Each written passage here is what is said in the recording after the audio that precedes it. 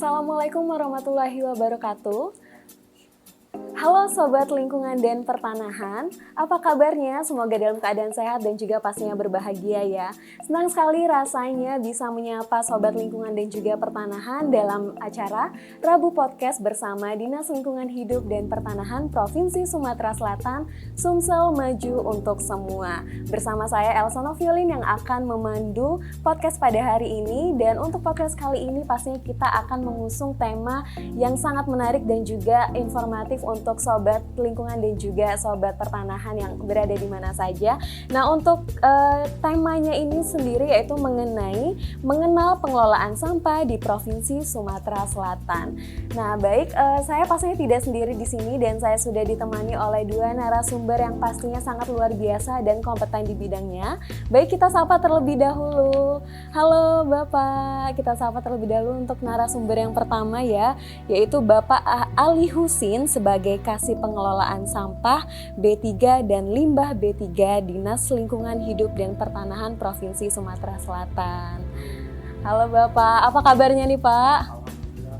Alhamdulillah sehat ya Pak. Nah, untuk narasumber yang kedua ini yaitu Bapak M. Syahid Mubarak selaku Kepala UPT Kebersihan Wilayah Ilir Barat 1 Kota Palembang. Halo Bapak Syahid, apa kabarnya Pak hari ini? Alhamdulillah baik. Nah, seperti yang sudah saya sebutkan tadi bahwa untuk tema atau judul dari podcast kita hari ini yaitu mengenal pengelolaan sampah di Provinsi Sumatera Selatan. Nah, langsung saja kita bincang-bincang kepada narasumber yang pertama yaitu Bapak Ali Husin. Jadi untuk pengelolaan sampah itu sendiri Pak, kita tanya yang dasarnya dulu ya mungkin ya Pak ya. Jadi itu Pak, menurut Bapak apa sih dasar pelaksanaan dari pengelolaan sampah itu sendiri? Iya, Bapak.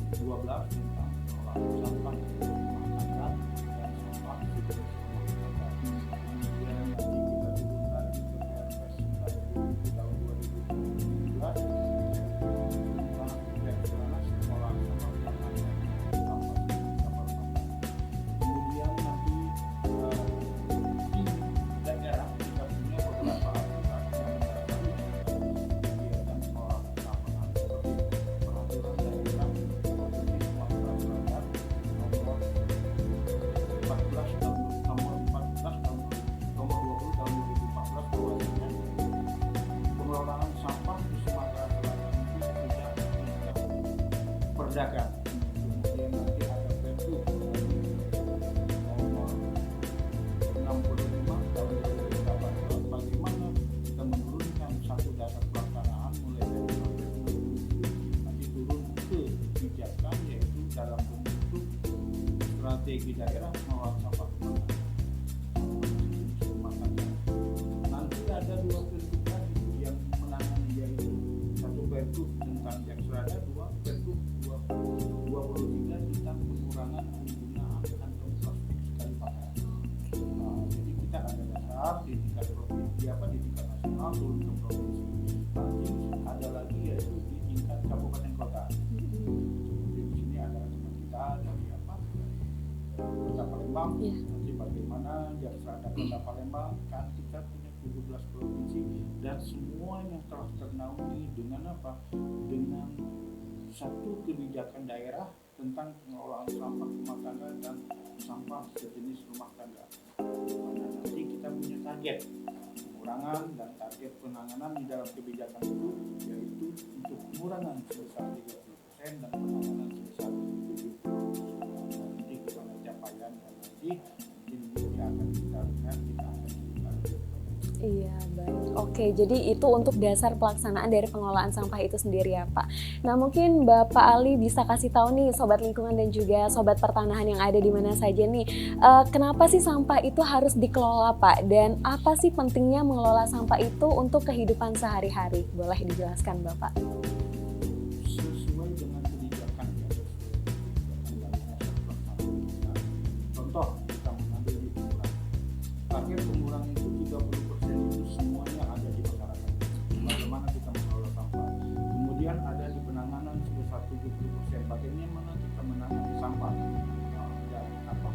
keterlibatan pemerintah, berapa pembiayaan yang kita hasilkan dan terimplementasi ke dalam apa? Ke dalam teman-teman yang ada di kabupaten kota. Contoh, kalau di pengurangan itu sampah itu terkelola, ada yang namanya fasilitas bank sampah, ada fasilitas TPST 3R, ada rumah kompos, dan ada pusat daur ulang. Nah, sampah ini dikelola melalui apa? Melalui infrastruktur yang ada, melalui kebijakan-kebijakan yang sudah kita yang sudah kita formatkan ke dalam apa? Ke dalam satu frame.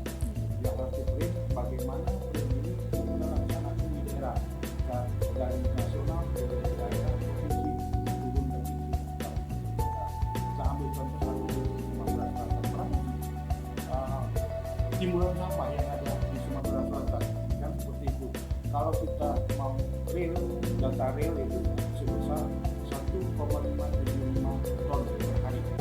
Nah, kalau misalnya kita laksanakan ini di daerah masing-masing, artinya dia akan tersebar. Contoh Kota Palembang. Kota Palembang itu merupakan suatu komunitas yang sifatnya utuh. Maksud saya utuh itu kan kita kan punya kabupaten luar sana nih. Kalau di Palembang itu dia utuh karena seluruh wilayahnya tertangani, seluruh wilayah. Tapi begitu berjalan di luar kota provinsi, artinya apa? Dia kita akan punya dua versi.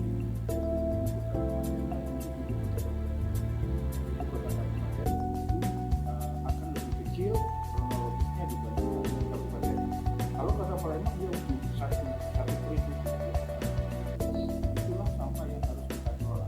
Bagaimana capaian ini yang akan kita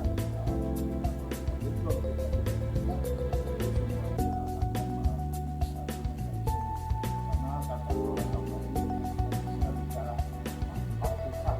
Kita ini yang kronologis dari awal sampai dampak yang dihasilkan. Kalau fasilitas yang paling penting itu adalah tempat pemrosesan air sampah.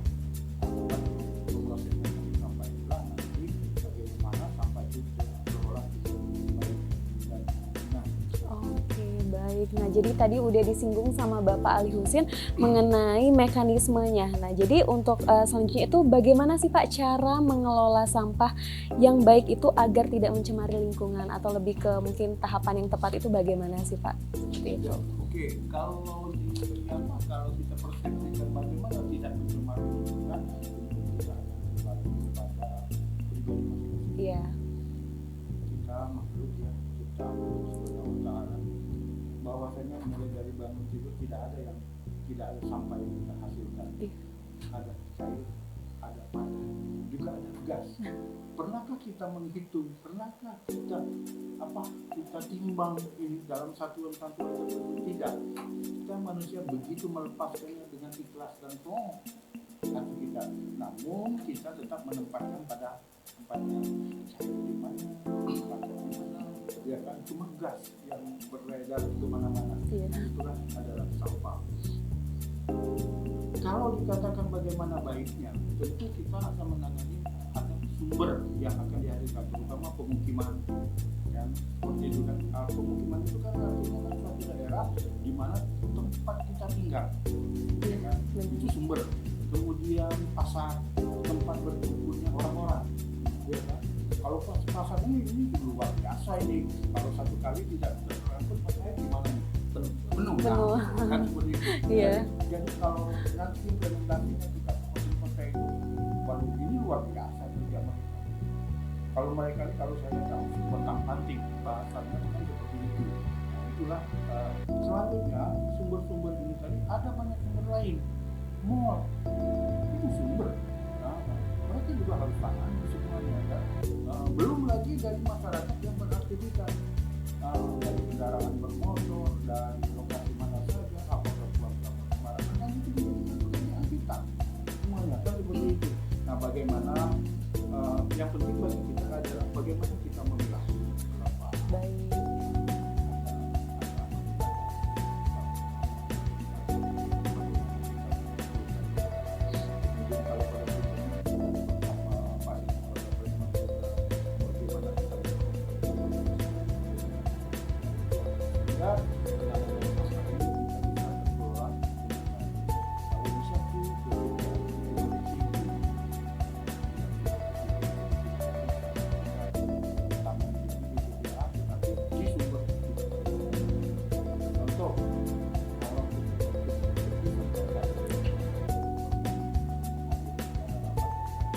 nanti kita tidak. Iya. Semua itu kita harus bertanggung jawab loh, misalnya gitu. Cara menangani secara pribadi saja. Ada tas, ada makanan, ada tiga komponen di dalam. Kita harus bertanggung jawab. Bagaimana makanan itu habis kita makan, kalau tidak habis mari kita tempatkan. Bagaimana plastik kita tempatkan pada plastik. Kemudian kertas kita tempatkan pada kertas. Jangan produk-produk campur aduk. Artinya apa?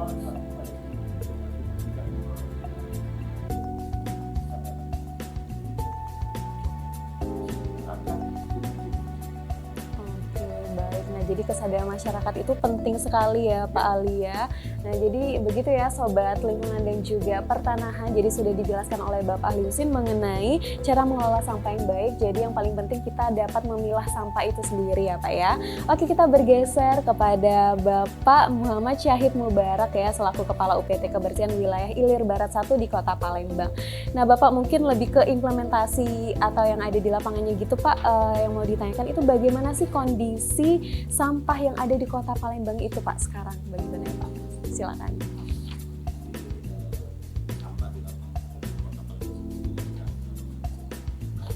Baik.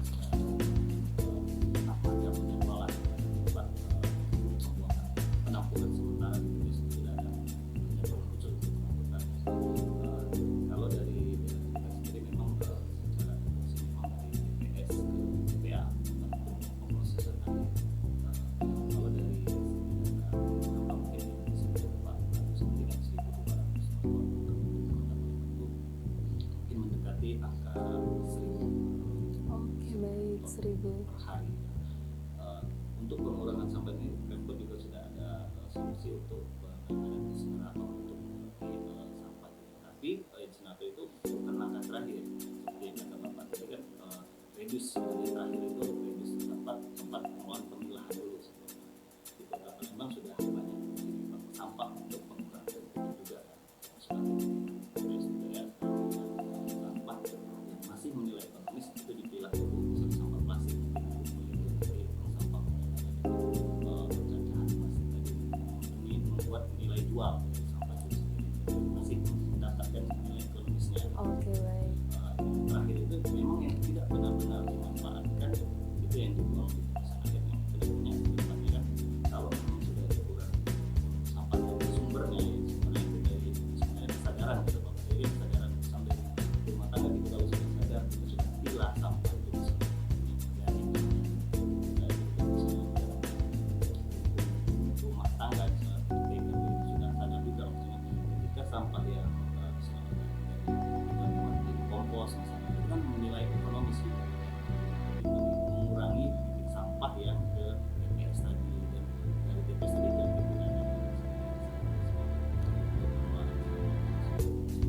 Oke. Iya.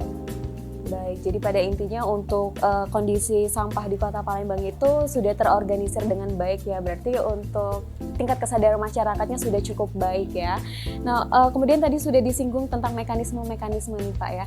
Nah, jadi bagaimana sih Pak cara pengelolaan sampah itu yang tepat itu bagaimana kalau untuk di Kota Palembang itu tahapannya? pengurangan sampah ini sampai kan ada pengurangan sampah kalau rumah sendiri plastik tidak bisa dipilah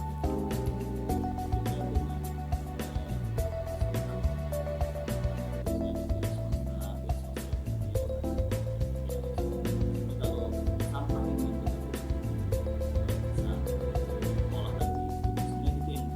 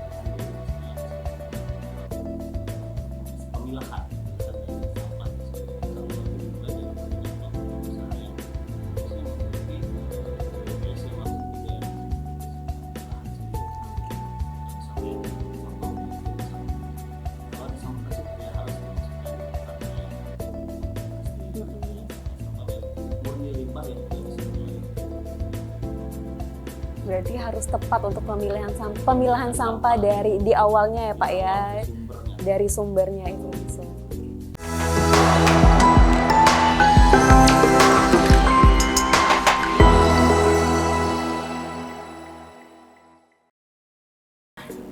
Baik Sobat Lingkungan dan juga Pertanahan, kita lanjut lagi bahas, kita bergeser ke Bapak Ali Husin. Dari tadi kan kita bahas mengenai mekanisme dari tahapan pengelolaan sampah itu sendiri Pak. Nah mungkin kita lebih spesifik lagi nih sekarang.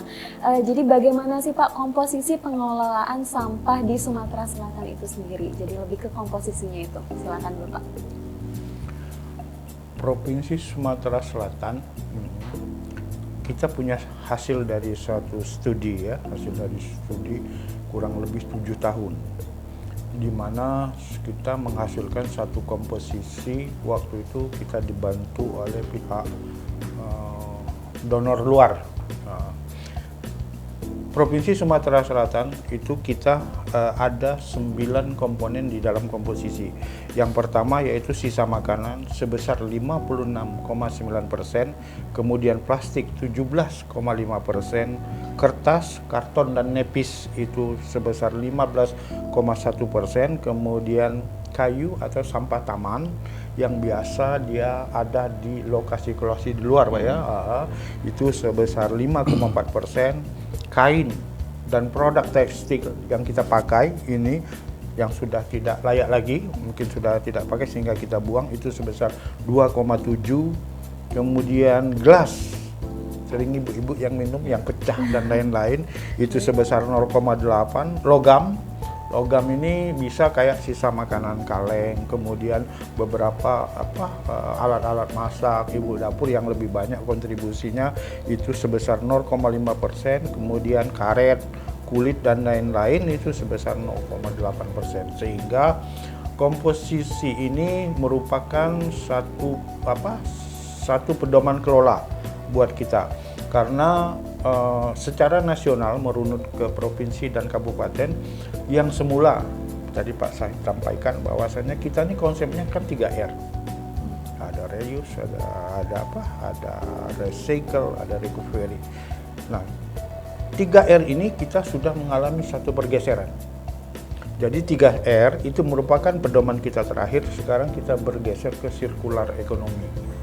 Apa itu circular economy? Seperti Pak Said tadi sampaikan, bagaimana sampah-sampah ini kita kelola, kita dapat menghasilkan satu tingkat perekonomian di masyarakat yang nanti buat income mereka. Bahkan beberapa lokasi tempat yang ada di Provinsi Sumatera Selatan itu sudah bisa kayak membayar listrik, membayar PDAM, ya kan, untuk air, kemudian gas. Bahkan itu sudah bisa beberapa kabupaten di Provinsi Sumatera Selatan.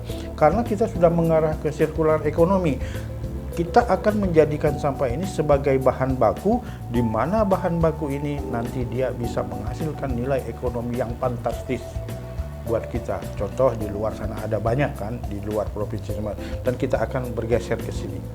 Nah, di dalam komposisi inilah nanti kita akan memegang peran penting di dalam implementasi di lapangan. Kalau misalnya kita tidak memilah, kemudian tidak melakukan kegiatan dari sumbernya ini, tentu dia akan kayak ini Pak, kalau misalnya sudah dipilah kemudian dicampur lagi, ini akan menjadi satu permasalahan dan kendala juga buat kita. Nah, tetapi kita tidak ingin itu berlarut-larut. Diharapkan kita punya kesadaran selaku warga masyarakat. Saya karena warga Kota Palembang, artinya saya harus melakukan yang terbaik buat Kota Palembang. Artinya mungkin Pak Said dan kawan-kawan nanti lokasi kita itu ini adalah sampah yang sudah terpilah.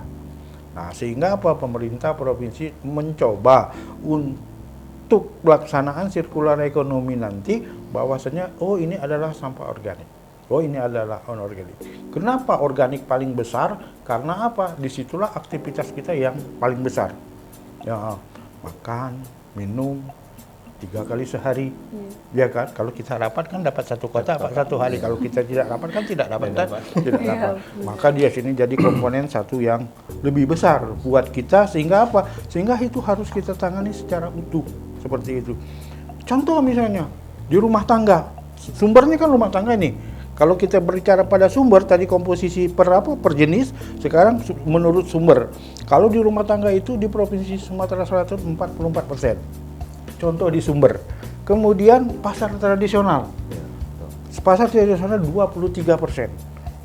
Kalau Bapak Sahid tidak mengangkat, wah itu luar biasa kejadiannya nanti.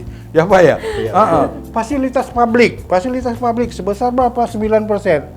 Ya, pusat perniagaan. Tadi kan ada mall dan lain-lain, itu sebesar 10%. Kantor dan kawasan lainnya. Di kantor kita juga ngasih sampah kalau kita makan. Iya. Ya, tetapi sampahnya lebih kepada apa? Tidak begitu kontribusinya tidak begitu besar. Karena apa? Program sirkular ekonomi menjadikan satu sampah itu dari satu bentuk ke bentuk yang lain. Artinya mau dalam bentuk kerajinan, mau dalam bentuk daur ulang, mau dalam bentuk produk-produk yang lainnya, atau dia bisa juga sebagai bahan baku, kayak karena kalau sampah plastik dikumpulkan. Kita sebenarnya kayak cewek-cewek nggak sadar deh. Kayak ada bandu, ya kan, ada plastik apa segala macam. Itu sebenarnya hasil daur ulang loh. Iya, tapi bukan untuk komponen kayak bekas untuk tempat makanan, tidak dipakai untuk itu. Tapi di luar dia tuh. Jadi komponennya bisa itu salah satu daur ulang sehingga apa? Oh kita pakai, tapi tidak untuk komposisi di apa? Di untuk tempat makanan misalnya itu tidak diperkenankan lagi kan seperti itu. Ya kayak plastik-plastik yang mungkin tidak berhubungan dengan makanan itu biasanya kita bawa keluar kemudian diproduk lagi menjadi apa? Menjadi satu produk baru sehingga dia menghasilkan apa? Nilai ekonomis yang luar biasa buat kita. Sehingga bisa memberikan satu kontribusi terhadap apa? Terhadap tenaga kerja yang ada di provinsi, kemudian yang ada di kabupaten kota, idealnya dia jadi seperti itu. Baik, jadi secara data tadi untuk komposisi dari pengelolaan sampah itu sendiri yang paling tinggi itu sisa makanan ya Pak ya? Oke, nah jadi tadi sempat juga disinggung mengenai peran masyarakat pastinya sangat bertanggung jawab dalam pengelolaan sampah itu sendiri ya Pak ya. Nah jadi dari pemerintah nih Pak ya, apakah ada arah dan juga kebijakan pemerintah dalam menangani masalah sampah khususnya itu di Sumatera Selatan, dan juga apakah sudah ada hukum yang mengatur mengenai menjaga lingkungan khususnya untuk misalkan baik masyarakat yang masih tingkat kesadarannya itu masih kurang peduli gitu Pak, masih membuang sampah sembarangan seperti itu. Apakah ada hukum yang mengatur tentang itu Pak?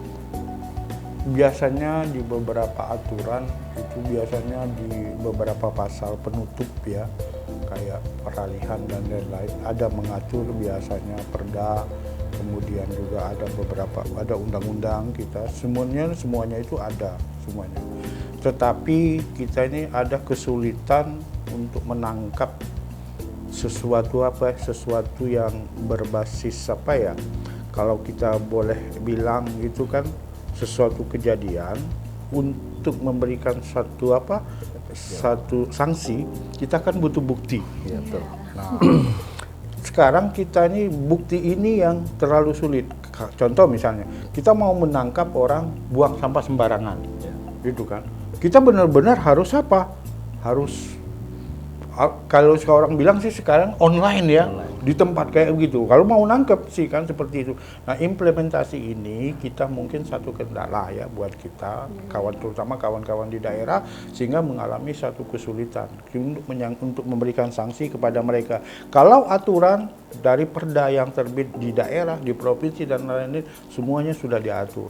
Ada yang 50.000, ada yang 100.000, bahkan ada yang kalau Palembang 250.000 ya. Dendanya ya Pak ya? Itu kan. Apakah uang 250 itu sudah masuk ke kas daerah atau belum? Nah kita kan butuh bukti Ibu. Orang aja buang sampah kendaraan dari buka kaca kemudian buang, ya kan. Kita mau nangkepnya gimana ini? Pak Sahid dan kawan-kawan ini gimana? Nah, ada satu kesulitan. Nah, nanti di sini mungkin juga kayak makin maju teknologi, mudah-mudahan nanti kita ada satu support nanti Pak ya, ada satu support bagaimana kita menangkap mereka yang buang sampah sembarangan, jika kita lakukan denda. Apakah dari kendaraan terinclude ke dalam pembayaran pajak kalau sekarang ini kan ada etle ya. Mungkin juga nanti ke depan seperti itu, tetapi kita lebih kepada mengedukasi sekarang masyarakat, itu yang jauh lebih penting. Karena percayalah ya kan, bahwasanya manusia itu menghasilkan sesuatu, tempatkanlah pada tempatnya. Seperti saya bilang tadi, kalau kita sebagai manusia ada gas, kemudian ada cair, ada padat, tempatkanlah pada tempatnya. Kalau padat, oh ini tempatnya. Kalau cair, oh ini tempatnya. Jangan dibuang sembarangan. Waktu saya kan seperti itu. Nah, inilah kondisinya yang memungkinkan kita implementasi terhadap aturan itu, kita masih dituntut untuk apa? Implementasi di lapangan nanti seperti apa kita menghasilkan bukti. Kalau sanksi ada. Kita punya undang-undang, kita punya PP, dan kita juga punya perda dan beberapa pergub yang mengatur itu. Oke, baik. Jadi untuk dalam hukum juga pastinya sudah ada yang mengatur ya Pak ya, namun implementasinya yang agak sulit, tetapi upaya nyata dari pemerintah sudah mengedukasi masyarakat kan untuk tidak membuang sampah sembarangan seperti itu. Oke, kita bergeser kepada Bapak Syahid. Untuk di lapangan itu sendiri Pak ya, apa ada nggak sih kendala pengelolaan sampah di Kota Palembang dan juga solusinya itu bagaimana ya Pak?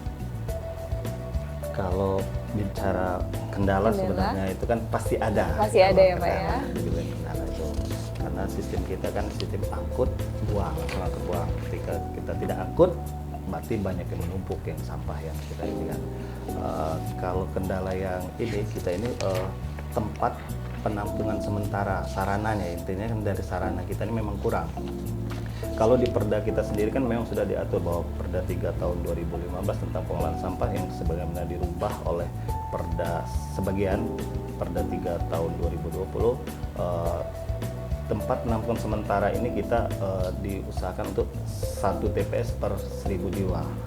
Jadi dalam kondisi sekarang saat ini TPS itu belum mencukupi, memadai untuk jumlah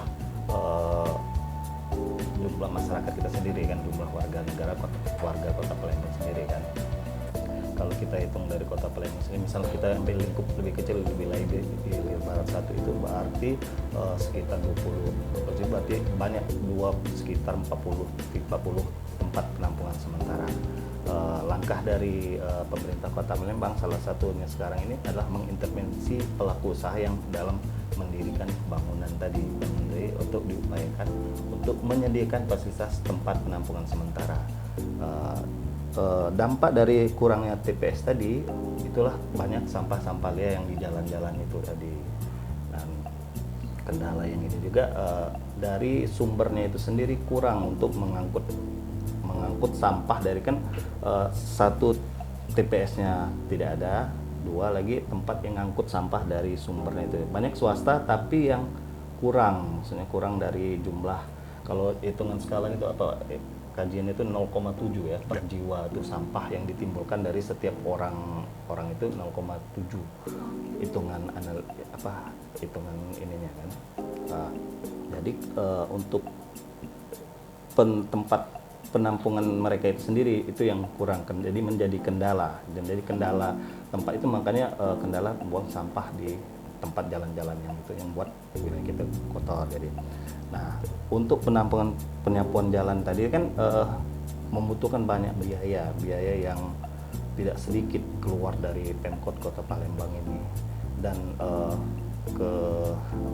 kesadaran masyarakat kita sendiri mau pelaku usaha kan kita ada retribusi pelayanan umum kebersihan. Nah, kita sendiri juga kadang tidak membayar retribusi kebersihan itu sendiri, sedangkan yang uang yang itu tadi kan itu kan bisa untuk kontribusi untuk pembayaran gaji mereka tadi kan. Nah, Pemkot juga kan untuk pengeluaran operasional dari pengangkutan sampah, penyapuan jalan yang kita nikmati sama-sama Kota Palembang itu kurang. Nah, mungkin itu juga jadi kendala kita untuk mengoptimalkan fungsi kebersihan kita di situ. Oke, baik. Jadi kendalanya tuh lebih ke sarana ya Pak ya. Oke.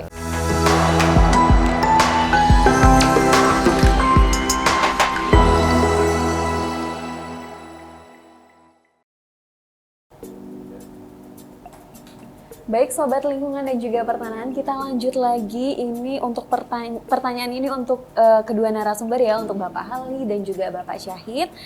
Jadi tadi sudah dibahas mengenai peran masyarakat itu pastinya sangat penting bertanggung jawab dalam pengelolaan sampah. Nah menurut Bapak Ali dulu nih, Bapak Ali Husin, menurut Bapak apakah masyarakat di Sumatera Selatan ini sudah lebih baik untuk mengelola sampah atau tingkat kesadaran atau kepedulian masyarakat itu apakah sudah lebih baik, Pak? Bagaimana? Silakan Bapak.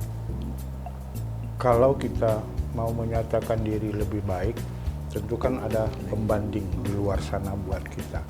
Sekarang kalau kita menempatkan satu posisi, katakanlah ini Provinsi Sumatera Selatan, dalam satu lingkup kita punya 17 kabupaten kota.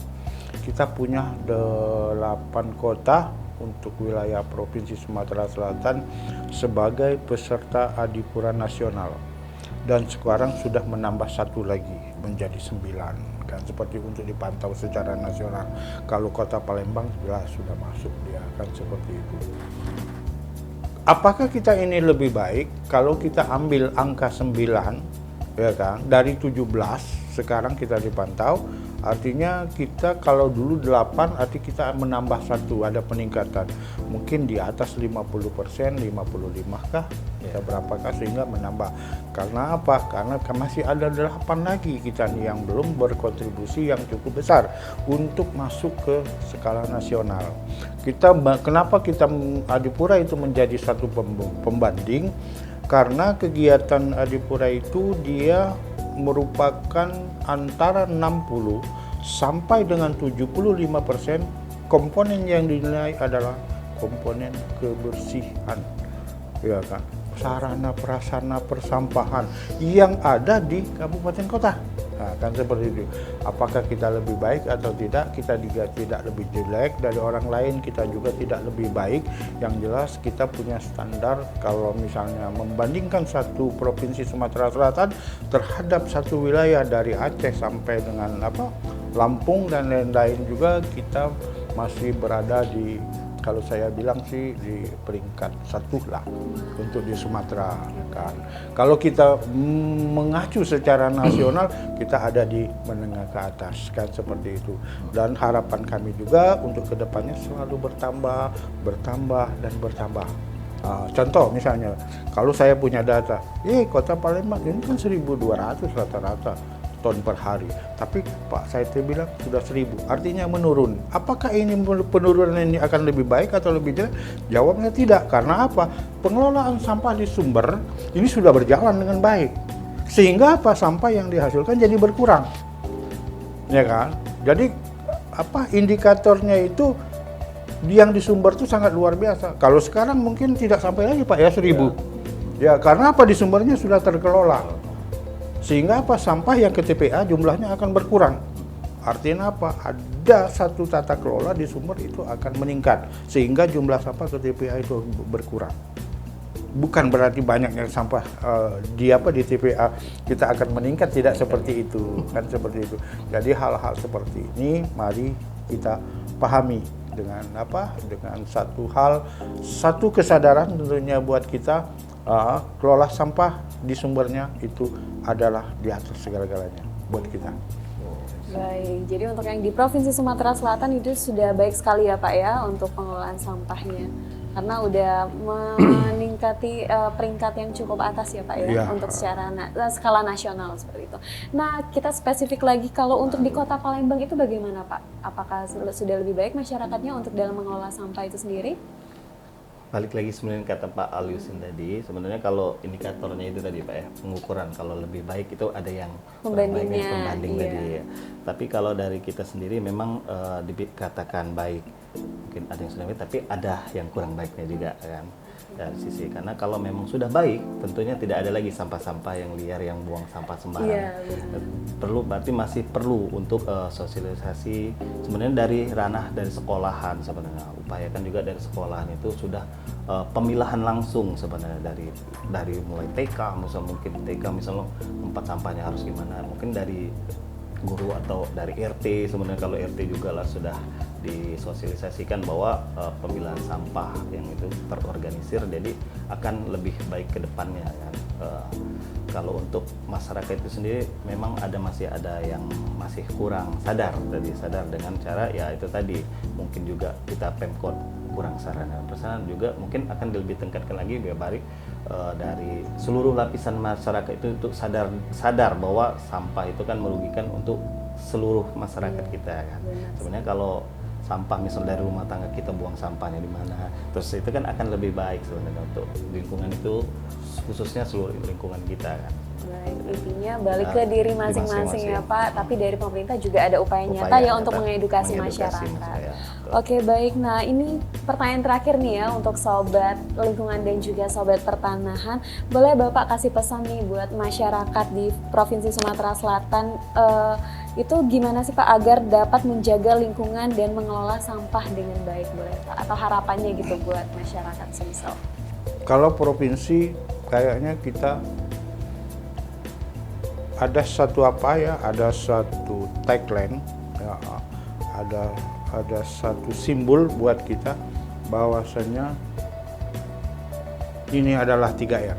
Oke, 3R. 3R ya. Ini adalah perputaran siklus pengelolaan persampahan. Dan ini adalah bagaimana kita memilah sampah. Ini bagaimana kita mengkompos karena apa kompos ini masuk, karena dia komponen yang paling besar. Kemudian bagaimana kita mendaur ulang, memanfaatkan sampah yang untuk menuju sirkular ekonomi. Itu tujuan akhir kita.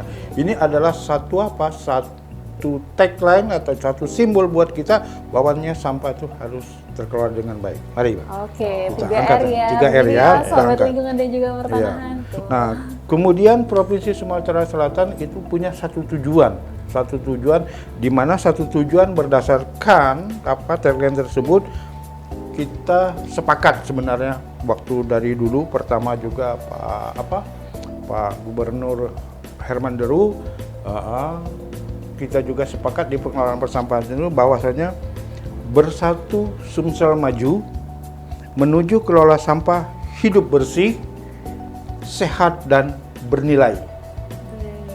Nah, inilah satu kesepakatan buat kita di dalam pengelolaan sampah di Provinsi Sumatera Selatan. Mari Bapak dan Ibu sekalian, mungkin teman-teman, buat kita, adik, kakak dan lain-lain, mari kita kelola sampah dengan baik dan benar melalui 3R. 3R ya tuh, 3R ini simbol ya Pak ya? Ya, simbol buat kita semua. Simbol, oke baik. Nah untuk Pak Syahid ini sendiri, apakah pesan untuk masyarakat di Kota Palembang khususnya Pak? Ya. Silakan. Mohon izin untuk masyarakat Kota Palembang untuk sadar diri untuk membuang sampah pada tempatnya. Pengelolaan yang kata Pak Aris tadi 3R itu mungkin diupayakan lebih dari sumbernya, langsung sadar dari rumah tangga kita sendiri kan, untuk dipilah. Jadi tidak ada lagi sampah yang di luar itu. Untuk sadar membuang sampah pada tempatnya, sadar untuk pemilahan sampah dari sumbernya.